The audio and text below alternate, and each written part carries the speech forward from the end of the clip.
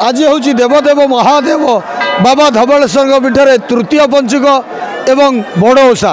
ये जो बड़ ओषा बाबा धवलेश्वर महाप्रभु कला वृषभर धल हो से नामकरण उद्देश्य यही पीठर ही बड़ ओषा पर्व पालन कराए जे कि त्रयोदशी जाऊ चतुर्दशी आसुव से संधि मुहूर्त बाबा पाखे से मानसिक गज बसा गतकाली थिला चुनाकुटर दिवस आज जेहेतु गजमंडार पर्व बड़ ओषा ता मध्य प्रस्तुति हो सारी घर मानक प्रभुंर आज्ञामाल एवं सर्प जाई बंदा बंदा कर पूजा अर्चना पर से अथरा बसी सारी ता मध्य मुग गुड़ एवं मिश्रण में पुर हो सारी वर्तमान से जो चाउल चूना जो गतकाली ता मध्य जो कुटा होता से अथरार बसी सीझा चलती आउ किसी समय पर जो भक्त मानकर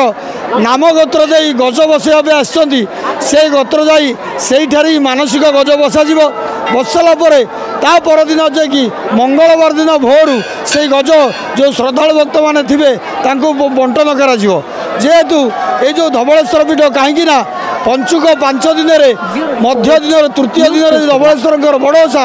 यही 5 दिन जो श्रद्धालु भक्त मैंने बाबा पाखे आसी